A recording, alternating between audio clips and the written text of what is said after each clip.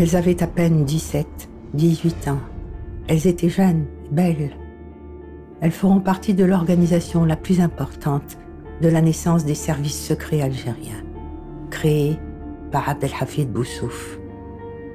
Parmi ces familles, c'est l'histoire de ces jeunes filles qui ont quitté leurs parents, leurs amis, leur lycée, pour rejoindre le combat, abandonnant leur jeunesse. On a eu une enfance très dorée pratiquement, parce que notre père était fonctionnaire du protectorat français, bien que il était fonctionnaire, mais il n'avait pas le salaire des fonctionnaires français. Enfin, mais on vivait très aisément. J'ai fait une jeunesse vraiment parfaite, si on peut dire, avec des parents qui étaient vraiment à l'écoute. J'étais à l'école française et j'avais d'accord 13 ans. Et il n'y avait pas des Marocains avec nous, ni les Françaises. Et nous, on était considérés comme deuxième Français, d'accord. À chaque fois que la maîtresse nous demandait Existe Khadija, il fallait donner le nom, le prénom et nationalité. Alors moi, je disais française. On ne savait pas ce que c'est. Les Françaises se moquaient de nous. C'est une arabe, madame, c'est une arabe. Alors ça m'a choquée. Au moment de l'adolescence, on a commencé à prendre conscience justement de ce qui se passait autour de nous, parce que quand on était dans les lycées, enfin dans l'école française d'abord et ensuite le lycée français, l'histoire de France était donc notre enseignement unique et on nous a appris à être les descendants des Gaulois. J'ai été chez mon père, je lui ai dit, papa, dis-moi qu'est-ce que nous sommes. Est-ce que Marocains, Françaises ou Algériens? C'est lui qui m'a prodigué la première leçon de patriotisme. Qu'elle vient, ma fille, tu es encore jeune, mais je vais t'expliquer. Nous sommes premièrement musulmanes, deuxièmement algériennes, et nous sommes fiers de l'être. Tu es encore jeune, tu le sauras plus tard. On était algérienne, on est né au Maroc, on est algérienne et fiers de l'être. Mon père, il était au Maroc depuis l'âge de 10 ans, je crois. Il était avec déjà mon grand-père. Il s'est installé là-bas et tout, on vivait très bien. Donc, dans ma famille, nous sommes une famille traditionnaliste. Mon papa a fait 17 ans dans l'armée française. Après son retour à la maison et que nous étions un peu grands, chaque fois il nous disait « Le colonisateur, ne lui faites pas confiance ». احنا نسمعوا في الراديو نسمعوا جا واحد الجورنال en 56 باري ماتش فيه لي 3 مجاهدات اللي قطعوهم مع علي لابوينت هذيك عملتها كبرتها يجي فيها كادر دون ما شامبر كل ما يدخل با يقول لي واش اللي حابه تعمل كيفهم قول له لا با ما نعرفش فين راهم ما نعرفش فين راهم قول لي فين راهم قول لي حتى تكبر صاي كبرت. Nous étions dans un lycée de jeunes filles avec mes sœurs qui sont passées avant moi. Et il fallait donc militer. Les jeunes, toute la population algérienne devait militer, et en particulier les jeunes, y compris les lycéens. Il y avait d'abord, au Maroc, il y avait les débuts des événements pour l'indépendance. Donc on était déjà, c'est pas qu'on les aidait, mais on était imprégnés de cette situation. Et là, on a pris conscience qu'on n'était pas les descendants des Gaulois. et qu'on était donc des Algériens à part entière et non pas des Français. On a travaillé avec des Marocains. أنا كنت في حزب الاستقلال كما قالوا مع علال الفاسي. J'étais jeune, j'ai été toujours à l'école française وما كانوش عارفين لي العربية ولا رومية. كانوا يعمروا لي الكارطة بلي تراكت marocain et je distribuais même dans les écoles. غير distribuer مانيش عارف كامل نسم فيهم mais quand même j'ai distribué. واحد النهار بجبر الكارطة معمر بلي تراكت. اسم لي كان بهادو اسم هادو قال لا هادو غير عطاوهم لي يعني نلعب بيهم. et me les a enlevés خاطر خاف عليا parce que كنت صغيرة. Nous avons formé à l'époque l'association de l'UGMA, qui était l'Union générale des musulmans algériens. Nous étions lycéennes, donc mineures. J'étais en seconde. Et le règlement exigeait que les adhérents à cette association soient des universitaires. Et il fallait donc une dérogation, et tout le monde a voté la dérogation, et nous avons été acceptés dans cette association d'étudiants. On a constitué notre bureau, ensuite notre conseil, et ensuite on a commencé et ensuite les assemblées générales pour essayer d'avoir le maximum d'adhérents. Et j'ai occupé le poste de vice-présidente. Et j'ai appris à militer, nous avions des réunions. Ça se passait dans la ville d'Oujda, une ville frontalière marocaine où toute la population était en grande majorité algérienne. On se rencontrait, les Algériens, Fadi l'UGMA. On ramassait de l'argent, des médicaments. On prenait de la laine pour faire des tricots, des chaussettes pour les moujahidines, des chandails. Donc, nous avons décidé de sortir, de quitter les lycées. Et nous allions tous les matins devant les lycées pour voir parce que nous étions dans le lycée de jeunes filles, il y avait le lycée de garçons à part, celles qui quand même essayaient de rentrer et on les empêchait d'y aller. Pourquoi, nous disait-elle? Parce qu'on n'a pas besoin de leur enseignement, on n'a pas besoin justement de ce qu'ils nous racontent. Donc, notre but, c'est de se préparer pour la future Algérie indépendante. Il y avait des étudiants qui se passaient des tracts entre eux, des poésies. Et une des poésies m'est parvenue. حزني على ذهاب الطبيب يا أسفي مصيبة نزلت فيا دموعي سيلي هزت الإنسان واستيقظت من نومها وهران بالخبر زلزلت فيا أسفي فيا دموعي سيلي سيلي سيلي. Tlemcen était en ébullition. Il y avait des militaires partout, parce qu'on venait d'assassiner le docteur Mzirjab. Mon père était très pieux, il faisait la prière. Ce jour-là, il n'était pas rentré. On attendait. On était très inquiets, on avait peur du pire. Quand il est rentré, où est-ce que tu étais, papa? Enfin, la voilà où j'étais.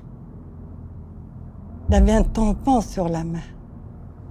Ce tampon, tout ce qui était pris dans l'encerclement avait ce tampon. Ils n'ont même pas tenu compte. Parce que mon père avait ses papiers. Un homme qui a donné 17 ans dans sa vie à l'armée française. Voilà comment on le récompense. Alors à partir de ce jour-là, je me suis dit, je ferai la révolution, j'irai vers la révolution moi aussi. En juillet, mon frère Mustafa Mahfoud, de son nom de guerre Mahfoud, a rejoint le maquis. Et ça m'a fait... Ça a été un tournant dans ma vie et je me suis dit, tout le monde doit rejoindre le maquis. Pourquoi une seule partie des étudiants? Tout le monde doit rejoindre le maquis. Et alors là, on a écrit une lettre à la direction de l'UGMA, au président qui s'appelait Gharbi Omar. Et on lui a dit, voilà, on ne peut plus rester inactif, il faut absolument rejoindre le maquis et combattre aux côtés de nos frères. Pour participer au maquis, on a fait une demande, la première fois, qui a été rejetée. Ils nous ont dit, vous êtes trop jeunes, on a besoin de vous ici, il y a beaucoup de choses à faire dans le social, dans les associations féminines, on en reçoit des blessés, donc il faut apprendre à s'en occuper, encadrer. Donc ils ne voulaient pas, ils nous ont dit, vous êtes trop jeunes. Le comité là, de l'Union, de l'UGMA, se réunissait toutes les semaines. Et on recevait des nouvelles alarmantes du pays, les exactions, les meurtres, les assassinats, les étudiants à Alger qui étaient balancés dans la mer avec des pierres autour des pieds, jetés à la mer. Alors on s'est dit, mais qu'est-ce qu'on fait ici? Qu'est-ce qu'on fait? On doit rejoindre. On voulait absolument aller plus loin dans notre participation. On a refait une deuxième demande. Et c'est là où on a reçu la convocation le 15 janvier 1957.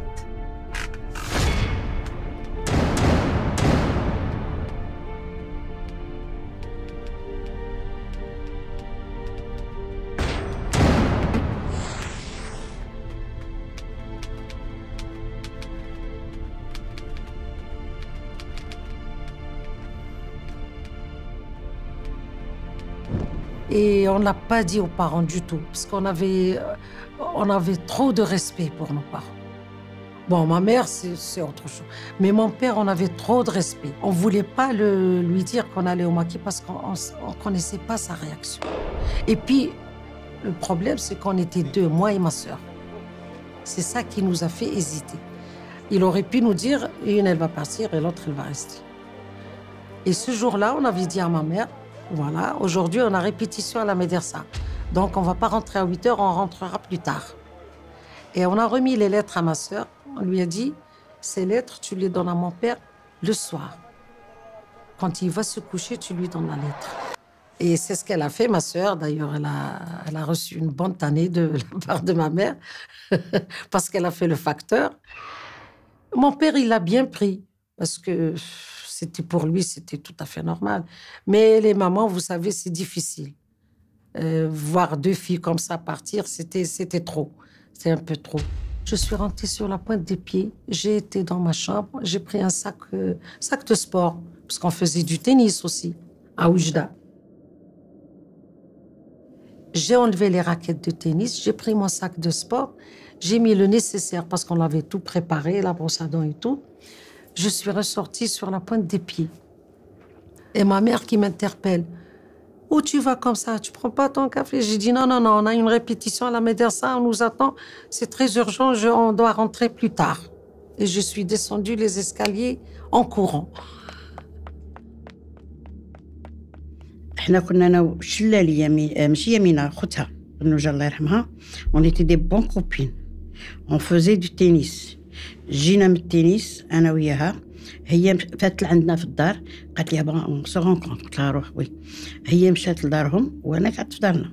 Et avant de partir, j'ai donné à mon petit frère une lettre. J'ai quitté la maison, le devoir m'appelle, etc., etc. Ouais, avec une petite photo. Parce que mon petit frère, le plus jeune, عطيت له هذه. ما عطيتهاش للفرير الكبير باسكو يفضحني ولا يقبطني ولا مش عارف. قلت هذا ما يهدرش. قلت له عطيها لبابا بصح كي يطلع من الحال. C'est ce qu'il a fait, le pauvre. Il paraît qu'il a reçu des coups. Mon petit frère vient me dire, Wali, voilà, il y a un homme qui te demande. Je sors. Il me dit, maître Afiche, n'ayez crainte. Je suis envoyée par le FLN et la LN. Il m'a dit, voilà, la LN nous envoie pour vous demander si vous voulez rejoindre le maquis. J'ai dit, mais c'est ce que nous attendions. C'est ce qu'on demandait. Quand j'accepte tout de suite, mais il y a une condition. Il faut que je le dise à mon père. J'ai attendu un soir, c'était le mois de juillet 56. Il faisait très chaud à Tlemcen. Ma mère et mes petits frères montaient sur la terrasse et mon papa, comme il faisait la prière de l'Fajr, il dormait tôt. Je me suis approchée de son lit, je lui ai dit. Mon père a eu le souffle coupé. Il n'arrivait pas à respirer. Puis il a attendu longtemps, un bon moment. Après, il m'a dit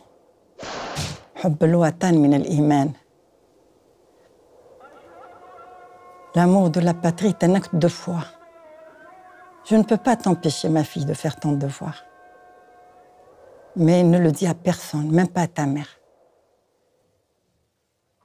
Et il m'a dit, ma fille, j'ai confiance en toi. Comme c'était mûrement réfléchi, j'ai donc bien arrangé mon départ. J'avais comme exemple mon grand frère, Mustafa, qui était parti avant moi, et j'avais la connivence de ma belle-sœur. Et le jour J, c'était à 5 heures de l'après-midi, j'ai pris le goûter avec mes parents, dans la grande maison familiale, avec Sénéa, le verre de thé, les petits gâteaux. Personne ne savait rien. Ah, c'est terrible. Quand je me rappelle, j'ai un petit peu, pas de remords, mais je me dis, j'aurais pu le dire à maman, mais elle ne m'aurait pas laissé. Parce que mon amie Latifa, elle l'a dit à sa maman, et sa maman l'a retenue. Elle lui a dit, tu n'iras pas, tu resteras avec moi, je ne te lâcherai pas. Donc, j'avais cet exemple-là, je me suis dit, il ne faut pas le dire aux parents. Pour eux, ça sera une déchirure. Mais moi, c'était mûrement réfléchi, et je suis sortie, j'ai fermé la porte, je me suis quand même retournée voir la maison. J'ai dit à Aouisha, ça y est. Moi, j'ai dit à mon père, et j'ai l'aval. Il faut en faire autant. J'ai dit, nous partons tel jour. Aouisha est arrivée. Nous sommes partis, nous avons quitté la maison vers Marnia. Et en allant, nous avons pris le train. Dans le train, j'étais très enthousiaste. C'était comme si j'allais en vacances. Mais je sentais Aouisha silencieuse. Je me suis retournée vers elle, je dis, Aouisha, qu'est-ce qui t'arrive? J'ai vu de larmes sur son visage. Elle me dit, je ne verrai plus jamais Tlemcen. Alors je l'ai un petit peu bousculée. Je dis, ah oui, attends, c'est ce qu'on attendait, c'est le moment que nous voulions. Tu vas voir, on reviendra, Inch'Allah, et tout.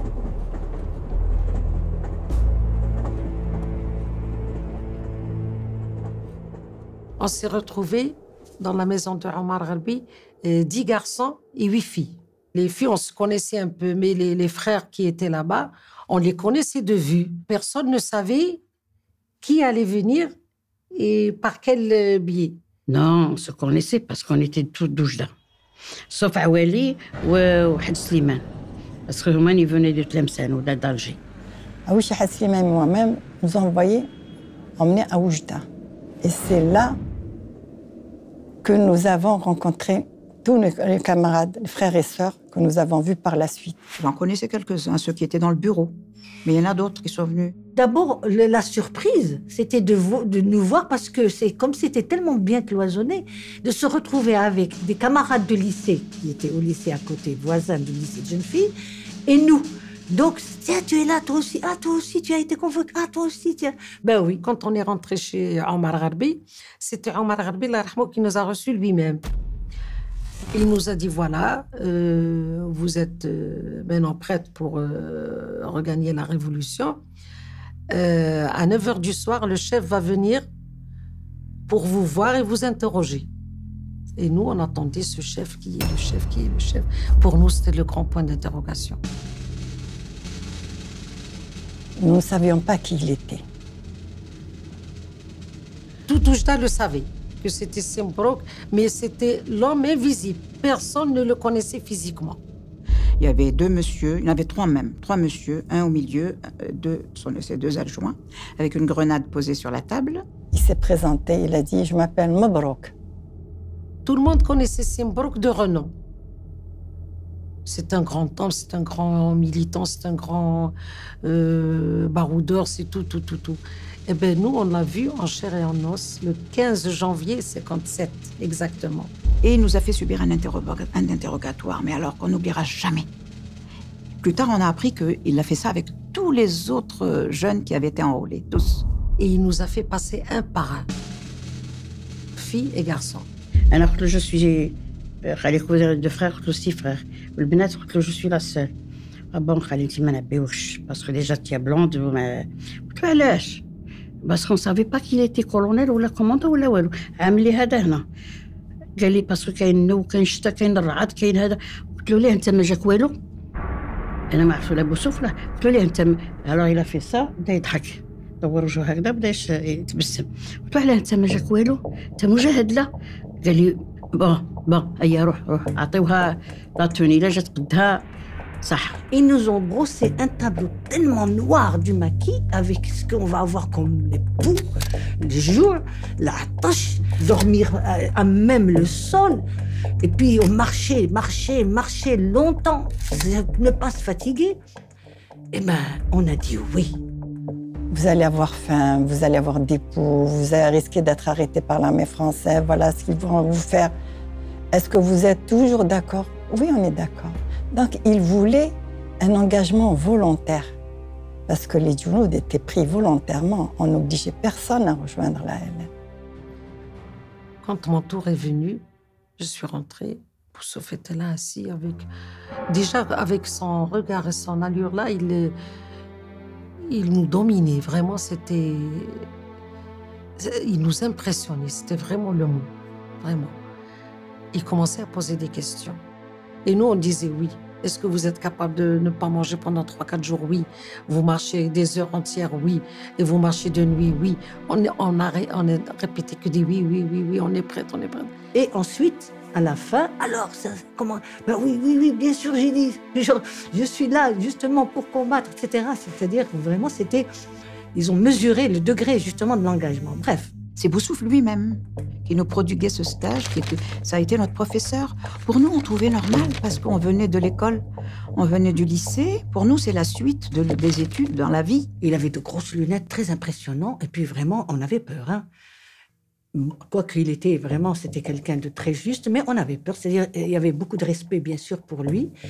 Et bien sûr, c'était lui qui nous a formés. Il nous a formés sur le plan politique et il nous a formés sur le plan militaire. D'abord, la première des choses, il nous expliquait la Révolution, l'histoire de la Révolution à partir de l'occupation française. Le peuple algérien n'était pas soumis, c'est pas vrai. Le peuple algérien a essayé plusieurs fois de se rebeller et chaque fois il était maté, chaque fois il y avait des exactions, chaque fois. Jusqu'à la Révolution algérienne, la Révolution 1er novembre 1954, la vraie révolution a commencé. La vraie révolution de libération a commencé. Je ne connaissais que l'histoire de France, en détail, Jeanne d'Arc, ce qu'elle a fait, etc. Eh bien, nous, on a appris avec Sidi Boussouf, Allah yarhamou, beaucoup de choses qui étaient vraiment à notre honneur. Les combats, la révolution de l'émir, le Mokrani, Fatma Nsoumer, etc. Les différents partis qui avaient commencé depuis l'étoile nord-africaine.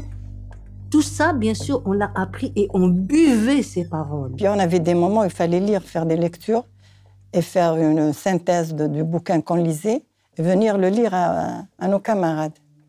Il y avait des frères qui excellaient. Dans notre frère Abdelaziz Bouteflika. Donc, quand personne ne pouvait répondre à une question, c'était lui qui le faisait. Et Boussouf disait, il ira loin, celui-là, il ira loin. Et ensuite, l'après-midi, on faisait les cours militaires, c'est-à-dire les cours pratiques. Quelles sont les différentes armes? D'où viennent-elles? C'est-à-dire du pistolet, du petit pistolet, 9 mm, 6 mm, de la mitraillette, les différentes mitraillettes, le MAT 49, la Thompson, la Beretta, et les différents fusils mitrailleurs, et leur portée de tir, etc. Les grenades, on avait deux sortes de grenades. Il nous dit, au cours d'un accrochage, vous êtes en pleine nuit et votre arme, elle s'est coincée. Qu'est-ce que vous allez faire? Vous allez lever les bras et vous rendre? Alors, il fallait démonter et remonter l'arme, les yeux bandés. Toute cette formation s'est faite dans le secret absolu.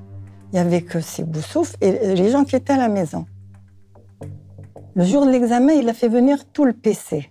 Parce que Boussouf était le colonel de la Wilaya 5. Il y avait Sidi Boumdine qui était son commandant. Il y avait Chaaban. C'est de son vrai nom, Taouti Ahmed. Et il y avait Moukran, qui était le capitaine. Ils ont assisté à l'examen. Donc cet examen a permis à notre chef de connaître d'abord nos capacités et de décider de notre affectation. Et il nous a distribué des enveloppes, chacune son enveloppe, chacun son enveloppe. Et on a été désignés contrôleurs de zone avec le nom de guerre écrit sur l'enveloppe, avec le numéro de la zone. La zone 1 couvre Tlemcen et Marnia. La zone 2 couvre Nedrouma, Djibala et Razawet. La zone 3 couvre Benissaf, Ain Temouchent et Sik.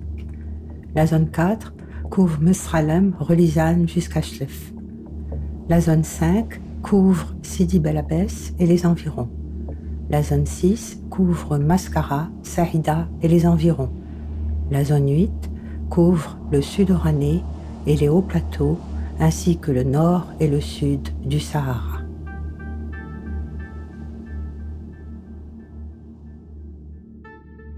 Alors, il a décidé de désigner un garçon, une fille. C'était unique dans les révolutions, surtout dans notre révolution à nous, de nommer un garçon et une fille en même temps pour la même mission. Notre mission, c'était une mission de contrôle. Et chacune donc dans ce contrôle-là, chacune avec une destination de la zone. Moi, j'ai été donc envoyée en zone 4 de la wilaya 5. J'ai eu la surprise de me retrouver avec Siablis Bouteflika. C'était mon partenaire dans le contrôle. Et à ce moment-là, en 57, il n'y avait pas encore la ligne Maurice et la ligne Charles. Il y avait quand même des difficultés pour traverser. La première étape, c'était Oued Namous. C'est là où on s'est arrêté. D'abord, on a traversé la frontière. Il n'y avait pas de fil de fer. Il n'y avait que le chemin de fer.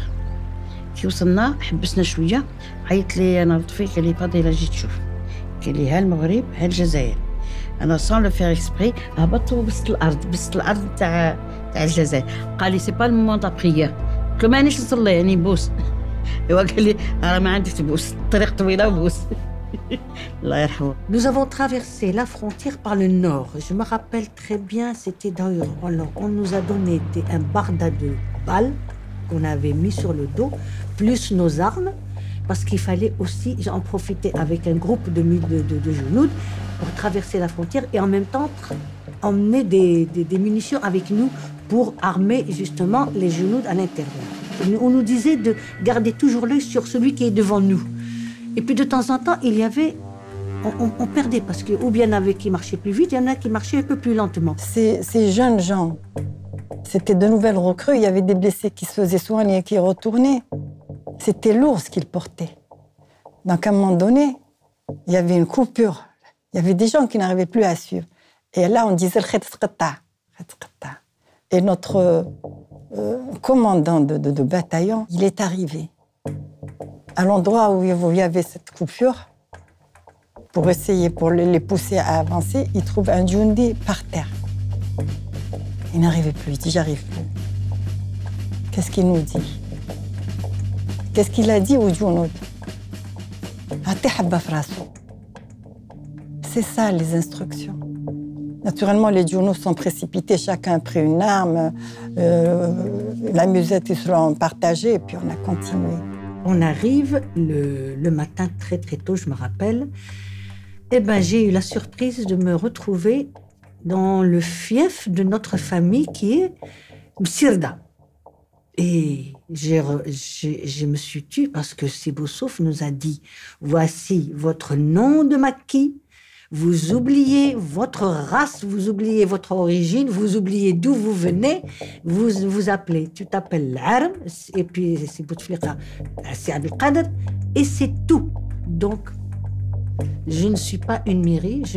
Alors là, justement, il y avait une dame qui m'a dit إيه بنتي سمعنا بوحدة بنت عمنا راهي راحت للجبل والله ما على باليش وراهي.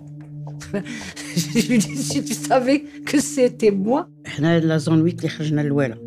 انا وفريده قادري يابي 3 يابي بالحاج يوغورتا هذاك بالحاج فرزابي لو كوزان بوتفليقه يابي ان اوتر 3 بالحبيب يزيتي 3 وحنا بتنا في حد دار كيف يقولوا له نجار بتنا تما ديك الليله والصباح كنا بيوم ميليتير الصباح جابوا لنا دوك الجلالب هذوك الغار تاع المدرة وجابوا لنا الشاش في كاسكيطه وركبونا بحال اللوطو ومشينا افيك سيتي لو بيسي تاع لطفي تاع لا زون 8 وصلنا حنا لفيكيك يافي با انكور لطفي جا ما كانش ما جا يافي قايد احمد سي سليمان.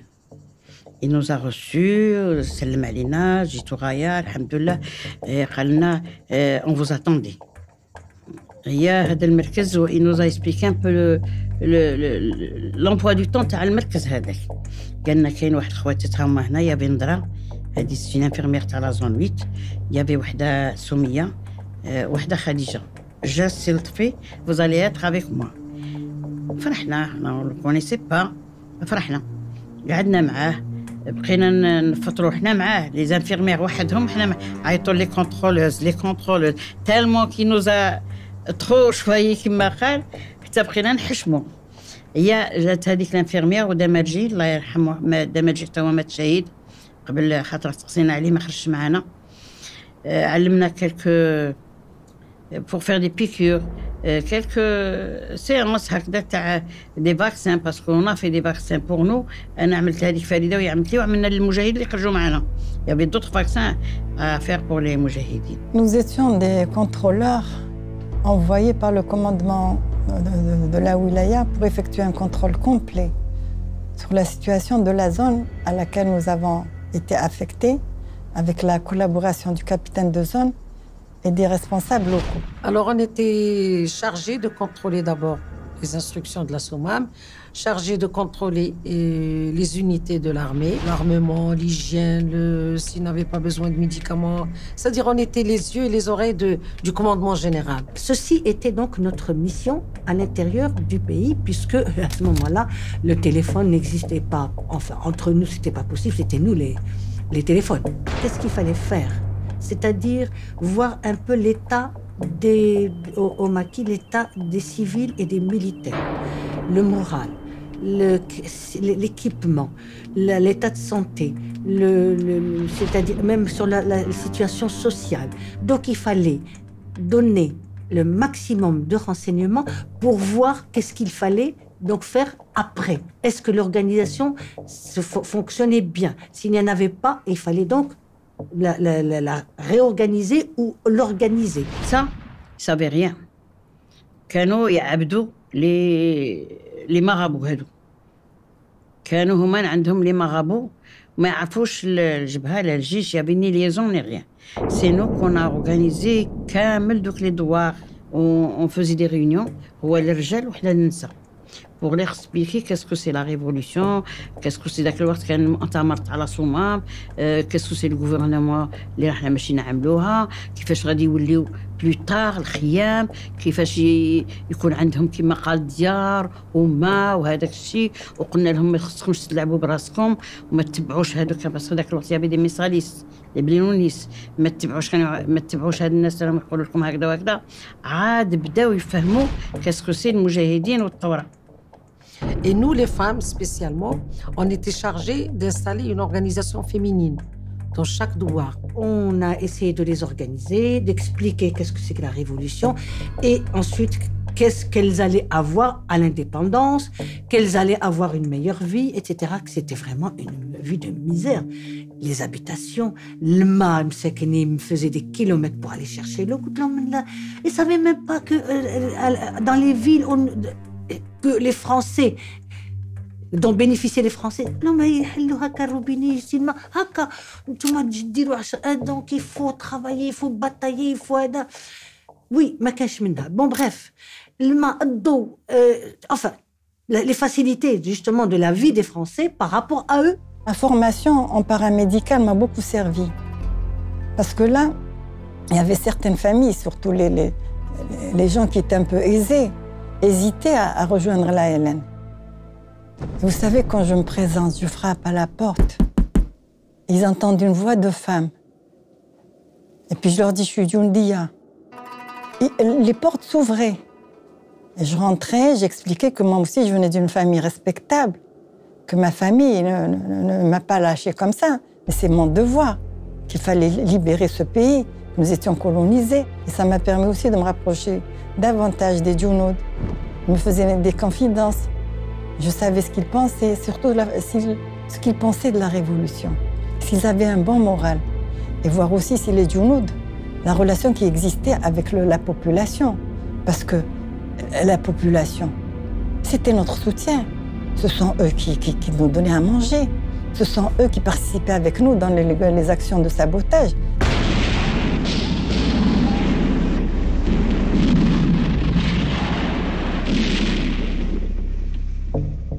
Et ils participaient en grand nombre. Les femmes cuisinaient, elles lavaient. Vous savez qu'à l'époque, il y avait déjà l'ASSAS qui faisait un travail colossal, qui sapait le moral de la population, qui nous critiquait à leurs yeux. Donc il fallait contrecarrer ce travail de l'ASSAS. Et c'était notre rôle.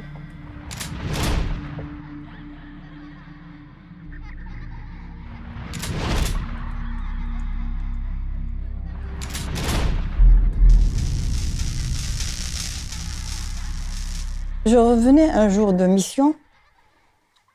J'arrive pour rentrer au PC de la zone 3. Le monsieur qui se tenait, il est très grand, Zemani, il s'appelait de son véritable nom, c'est Zemani. Il m'a dit, ma trafiche. Toi, là, je ne khafsh. Je suis rentrée, j'ai dit, salam alaikum. Le capitaine de zone, c'est Marbah, dit, voilà, je vous présente un de nos contrôleurs. Alors, un des assistants, qui était Abbar Ramdan, s'est levé et dit, comment un baroudeur se laisse contrôler par des enfants? Qui c'est qui vous les a envoyés? Il a dit, c'est le commandement de la Wilaya 5 qui les a envoyés. Il m'a dit, je vais m'occuper d'eux. J'étais vexée. J'ai dit, monsieur, je ne sais pas qui vous êtes. J'ai dit, mais le contrôle est fait pour un minimum de confiance et un maximum de sécurité. C'est ce que nous disait Boussouf. J'ai dit, quand on n'a rien à se reprocher, on ne craint pas d'être contrôlé par un enfant ou par une personne adulte. Mais sachez, j'ai dit, monsieur, une chose, c'est que l'amour que j'ai pour mon pays est aussi grand que le vôtre, si c'est notre plus grand. Après, il m'a dit, donnez-moi votre âme. J'ai dit, vous voulez mon âme? Il faudra me tuer pour prendre mon âme. Après, je me suis retournée vers le capitaine de la zone. J'ai dit, s'il vous plaît, est-ce que je peux me retirer? Il m'a fait signe de tête, je suis partie. Le lendemain, c'était mon devoir de saluer, c'était des invités chez nous. Je tends la main à Abbar Ramdan, il m'attire vers lui, il me serre sur sa poitrine, il m'embrasse sur les 2 joues. Il me dit, ma fille, restez telle que vous êtes. Dites toujours ce que vous avez à dire.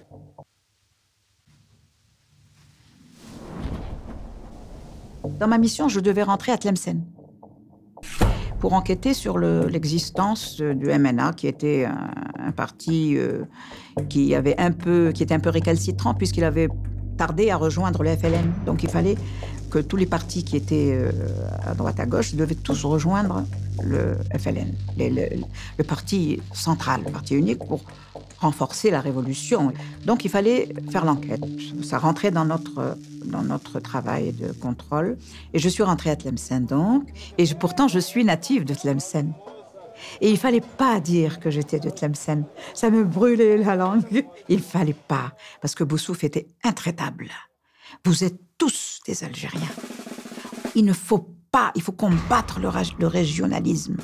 Il ne faut pas qu'on sache que vous êtes de telle région ou de telle région.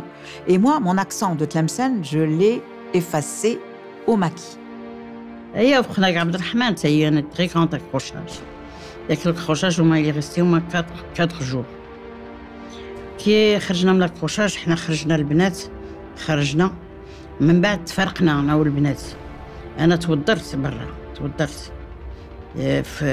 في الصحراء وايما توضرت بيا بلا توني توضرت وخرجت من داك الكروشاج كحله الو تلاقينا في الليل مع واحد المجاهدين بقاو يقولوا لي موت باس وانا داك الموت باس ما عنديش صاي توضرت كامل عقلي مشى ما نش عارفين بقيت نقول له مجاهده فاضله ويقول لي الموت باس ولا نتيري قلت له تيري انا فاضله حتى قرب لي شافني كحله قال لي فاضله مالكي راكي كحله قلت له انا كحله بنت لك في الليل راني كحله قال لي صح وين راكي قلت له ما نعرف وين راني مضره الله اكبر قال لي اسمع صاير وحي معنا مشينا معنا هي مشيت مع لا سيكسيون تلاقينا عاودونا غوبري لو ترافاي كوم افون.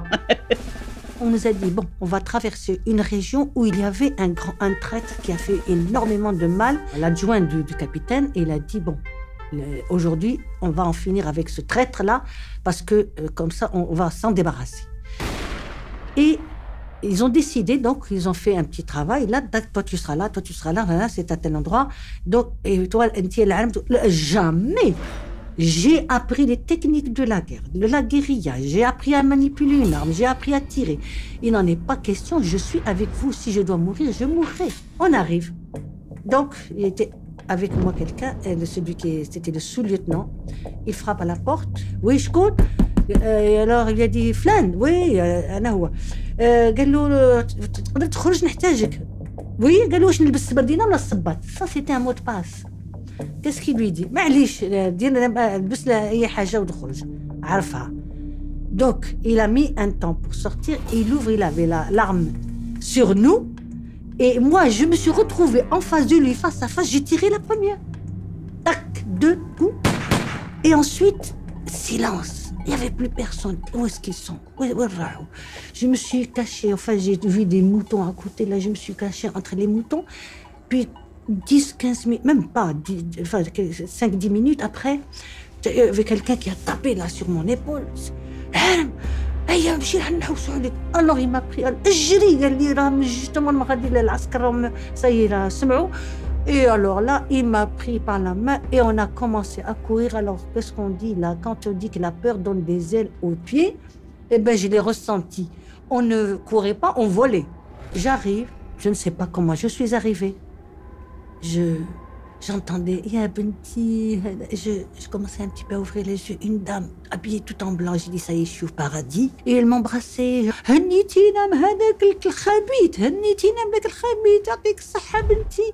Donc, on est allé dans un autre marqueuse. Mais là, ça c'est un petit peu compliqué parce qu'il y avait eu un ratissage.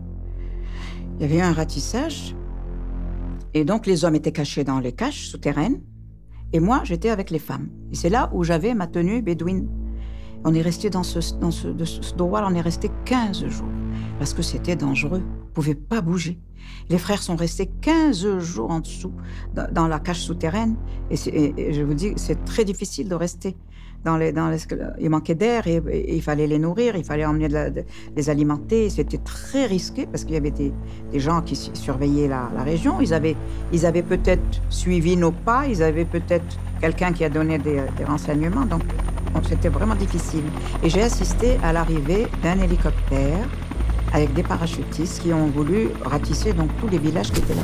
Alors ça a été la peur de ma vie.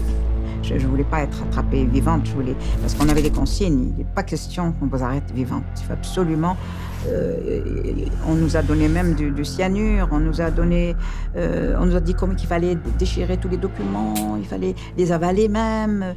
Et le bon Dieu a voulu que j'échappe à l'arrestation parce que ils se sont acharnés sur un pauvre bougre, le pauvre. Il était sourd. Et ils étaient là en train de lui dire « Arrête-toi, arrête-toi, arrête-toi » et le pauvre, il était sourd. Donc ils lui ont lancé les chiens, dessous nos yeux, il a été lacéré, ce pauvre vieux, ils l'ont pris. Donc ils l'ont pris et c'est comme ça qu'on a échappé, nous. Ils ne sont pas arrivés jusqu'au village, jusqu'à la maison. Ils ont emmené avec eux le petit vieux, on ne sait pas ce qu'il est devenu. On était assis en train de faire le rapport avec mon coéquipier, si je puis dire, avec le capitaine de zone. Il reçoit le courrier de la zone 5, là où était ma sœur. Le capitaine, il ouvre la lettre comme ça, il commence à nous lire à haute voix.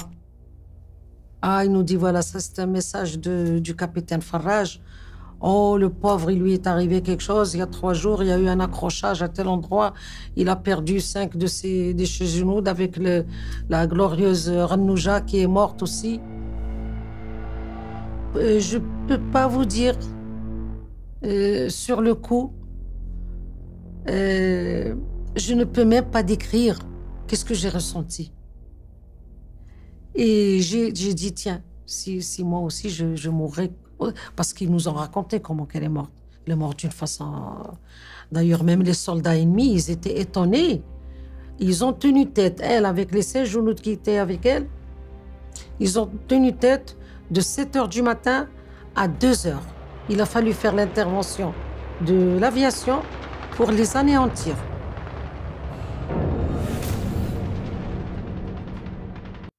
Et avant de mourir, elle a brûlé tous les documents qu'elle avait. Elle avait un ordre de mission signé par Boussouf. Elle avait la carte des zones, elle avait le nom des responsables, elle avait son petit carnet là, des leçons qu'on avait avec Boussouf. Donc, si l'ennemi avait... Et Boussouf, il nous disait toujours... Surtout, l'ennemi ne tombe pas sur vos documents. Elle a jeté sa Mat 49 dans un puits et au dernier souffle, elle a dégoupillé une grenade, elle l'a jetée sur les soldats ennemis en criant « Vive l'Algérie ». Quand le capitaine a vu, il a dit « Ça y est, on a eu Farraj, khlas ». Il commençait à chercher parmi les corps, le corps de Farraj. Elle avait sa casquette, et elle avait de longs cheveux noirs. Et il a vu ses cheveux, il a dit, bonté divine, il a crié à ses soldats. Mais c'est une femme, mais non, c'est les femmes qui nous font la guerre. Il a commencé à blasphémer. Il a obligé ses soldats à lui présenter les armes et à l'enterrer. C'est les soldats ennemis qui l'ont enterré. Enfin.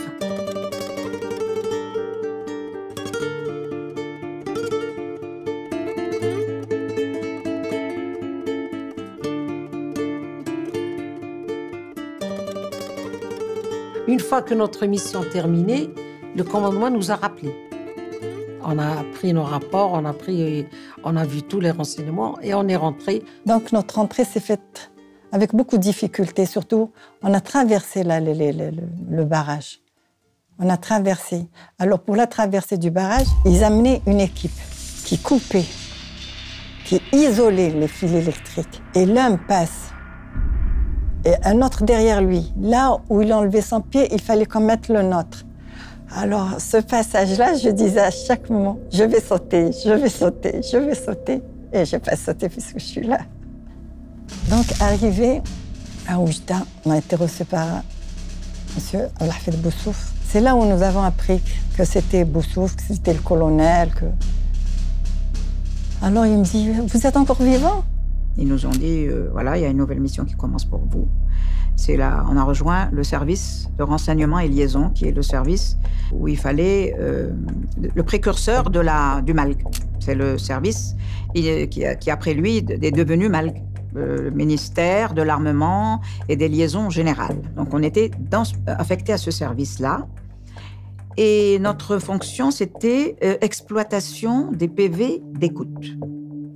Ces PV d'écoute provenaient des frontières par les agents de transmission qui se trouvaient dans les frontières. Et les PV nous arrivaient moitié chiffrés, moitié en clair. Et nous avions dans notre chambre une grande carte de déchiffrage. Et nous devions terminer les messages et les mettre en clair en entier. Alors nous étions 4 seulement retenus. Moi-même, Rachida Méri, Yamina Chlali et Awali Ouissi. Les 2 autres étaient restés dans le sud, à Béchar. On n'avait plus de nouvelles. On savait qu'elles étaient vivantes, mais elles étaient restées dans le sud. Elles étaient avec l'autre fille, d'ailleurs. On avait comme premier responsable M. Berrouane. Alors, la clandestinité, c'est tout à fait autre chose. Parce que nous, quand on était au maquis, c'est comme un oiseau qui est libre sur les arbres. La clandestinité, c'est un oiseau dans une cage. Donc, nous, on était au rez-de-chaussée avec une famille, soi-disant cette maison où il y a une famille avec des enfants, etc. Et au premier étage, il y avait des garçons dont on ne connaissait pas les noms, parce qu'il n'y avait pas du tout de rapport avec eux. Simplement, il y avait un correspondant qui nous ramenait du travail et ensuite, lui, il le donnait aux personnes qui sont concernées. Et à ce moment-là, on a eu l'idée de constituer deux groupes de travail. Le groupe, tu as le fichier, donc c'était Malika et Mme Abdesmed qui s'en occupaient. C'était une boîte de chaussures dans laquelle on avait mis des fiches cartonnées. Et chaque fois qu'on voyait un nom s'inscrire dans les PV, ce nom devait être absolument répertorié, écrit sur une fiche avec la date du PV, les agents de transmission qui avaient transmis le PV, etc., etc.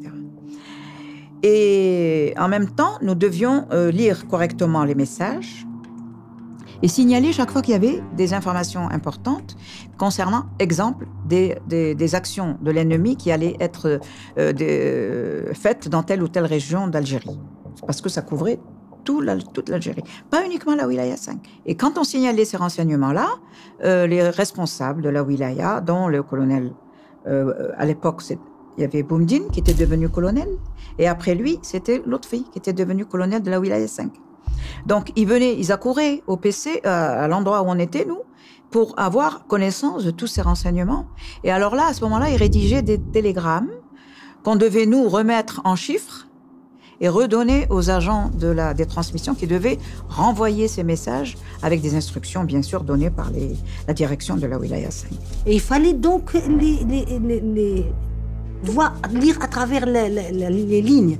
C'est-à-dire qu'on essayait de prendre tout le maximum de renseignements, le mouvement des troupes, par exemple, françaises, les morts, les accrochages, il parlait même, par exemple, des gens qui étaient des harkis. Rachida Miri et moi-même, on était chargés de l'action psychologique et du bulletin de guerre. L'action psychologique, pourquoi? Parce que la propagande ennemie était féroce. Il fallait la contrecarrer. Nous avons créé un bulletin qu'on appelait le bulletin L'Avenir. Et ce bulletin, on le tapait, on le tirait à la Ronéo, on le distribuait. On l'envoyait à l'intérieur, à l'extérieur, au Maroc, pour la population réfugiée, pour relever leur morale.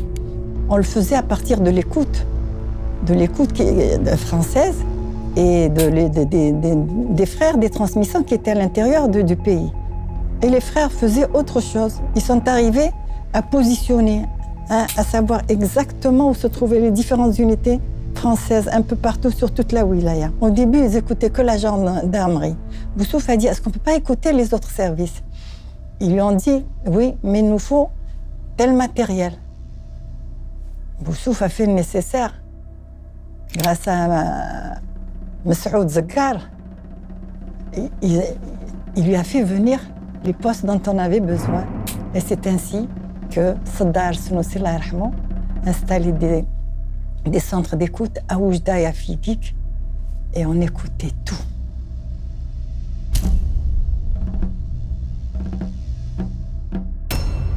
Un convoi militaire tombe dans une embuscade tendue par une section de l'ALN. 13 militaires français sont tués, 9 autres blessés, 8 fusils de guerre 3 PM et 2 grenades récupérées. 5 véhicules sérieusement endommagés.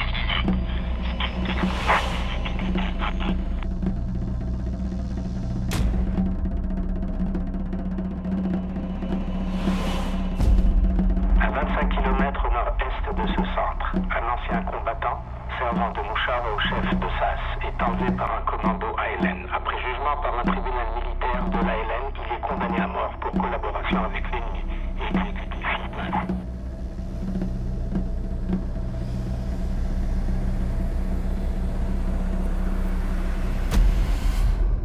À 9 km au sud de Gambetta, un type militaire est complètement détruit par l'explosion d'une mine de forte puissance.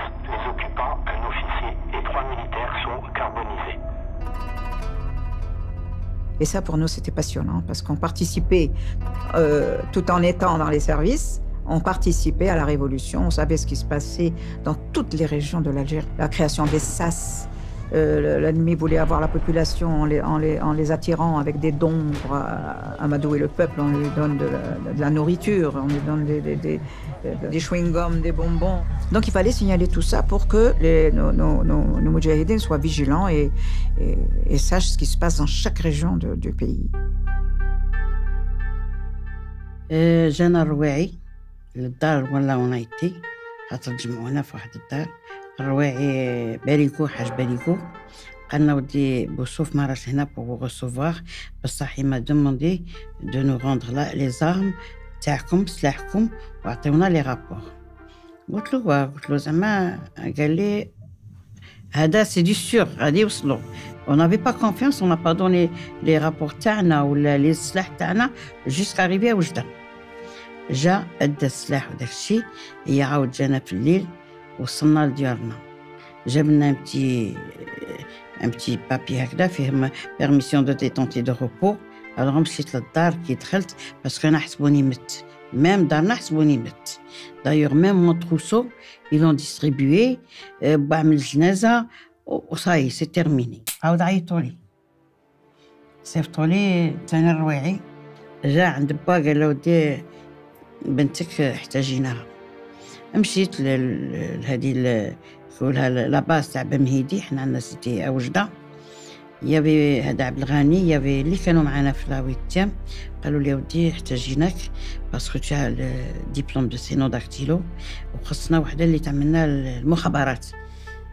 قلت له بصحه الله يخليك يفوق جو دي مون بير. قال لي وي عيطوا لبا كي با سيني ميم هذيك اللي وريتها لك. قلت له صح لا يا با مسكين قال له ما ودي مازال ما شبعت بنتي وهذا. قالوا له غتقعد غير هنا في المغرب كازا غابه طنجي ما تبعدش. قال لهم صح بصح تجي تشوفني. قالوا له تجي تشوفك. هذيك هي هذاك سي يابي كوماندون سي رشيد ثاني وصلني الرويعي حتى الغابه. استقبلني يابي الامباسادور تاعنا الجيريان يقول له عبد السلام السي عبد السلام هيا قال لي ودي راه عطاوك واحد لا ميسيون غادي نديروك مع واحد المجاهده راه هنا. بعد عوالي داروني في واحد الدار مع عوالي قالوا لي غادي ندخلوك دون لي زامباساد دون دي كونسول là où il y a une secrétaire qui manque, une dactylo, tu la remplaces et vous tapez tout en double. Rouhaï Mohamed dit Toufiq est né le 26 mai 1929 à Mohammedia, Mascara. Il avait été chargé de monter et de diriger les liaisons générales au niveau du MLGC, ensuite devenu MALC. Le courrier officiel des différents services du MALC ne transitait jamais par la poste. Il était acheminé par des agents sûrs. En réalité, Toufiq était devenu avec le temps le vrai bras droit et l'homme de confiance de Boussouf. Et il occupera les fonctions de directeur des liaisons générales à partir du 4 octobre 1958 et sera chargé de diriger le service spécial S4. Il y a eu beaucoup de pertes. Beaucoup. On a été au Maquis, on a choisi de mourir, donc par conséquent, c'était tout un honneur. Et moi, je peux vous dire une chose, j'aurais voulu avoir été une shahida, franchement, parce que c'est magnifique. Enfin, de toutes les façons, on peut dire ce jour-là, Allah yarhamhum ou sa'alihum, c'est tout ce que je peux dire. On était vraiment, c'est-à-dire issus d'une famille de notables, on était vraiment aisés. On n'avait aucune raison de se jeter comme ça dans l'inconnu, mais on l'a voulu parce que en écoutant les informations, en discutant avec la famille, vous savez, on était déjà dans le bain, disons. Donc, pour nous, militer, c'est encore faire plus, c'est aller plus loin. Nous allions retrouver une autre famille, la famille des Moujahidines, puisque déjà, entre nous, les Moujahidines, on se disait notre frère, le frère Flan, la sœur Flana, etc. Donc, c'était une famille pour nous. Et puis, c'était un choix. Au Maquis, on voit de toutes les couleurs, ce qui fait que des morts comme ça, et puis il y a des centaines et des centaines de jeunes, surtout des étudiants qui sont morts dans l'anonymat total. Moi, je peux vous parler d'Aouja Had Slimane parce que j'ai vécu avec elle. Aouja Had Slimane était grande, elle était belle, elle avait les yeux clairs, les yeux verts, elle avait les joues roses, elle avait les lèvres pourpres, elle avait un sourire angélique. C'est ça, Aouja Had Slimane. Et elle me manque jusqu'à présent. J'ai toujours son image entre les yeux. Allah yarhamha, yarham shuhada. يلا غانا مارتيا